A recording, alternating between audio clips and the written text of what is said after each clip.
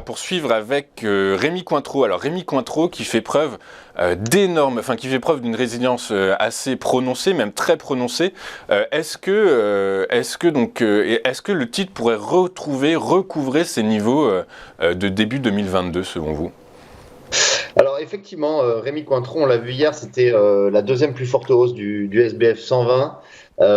Parce que en fait Rémi Cointreau en fait profite à plein de son statut. Alors déjà Rémi Cointreau fait partie, on peut la catégoriser dans le secteur du luxe du côté des spiritueux, puisque ce sont des marques de spiritueux qui ont un prix assez élevé.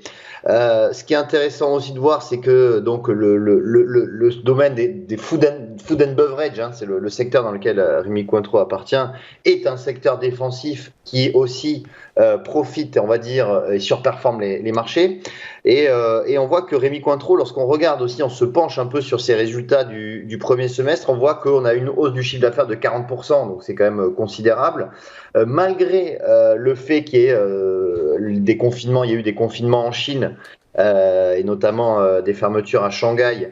Eh bien, alors que la Chine constitue un énorme marché pour Rémi Cointreau, eh bien Rémi Cointreau a réussi à augmenter donc de 46% aussi son résultat opérationnel, grâce notamment à la demande aux États-Unis, en Europe et au Moyen-Orient. Donc, on voit que Rémi Cointreau, tout va bien pour cette valeur.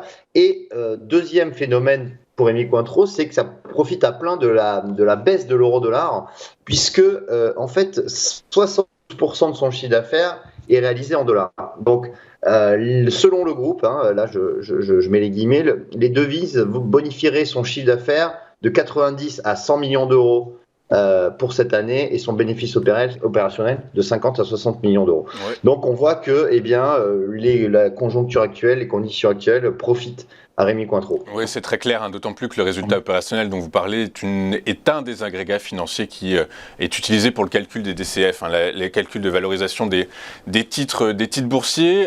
Donc avec cette vision, votre œil, les niveaux de résistance que vous avez calculés sont à quel niveau ? Alors, aujourd'hui, on est sur les niveaux de résistance, puisque la résistance se situe aux alentours de 194-195 euros, donc on est dessus. On est sur la résistance. Ensuite, si on devait franchir cette résistance, eh bien, on aurait le prochain niveau qui se situe à 215 euros. Et vous me parliez en préambule des sommets annuels.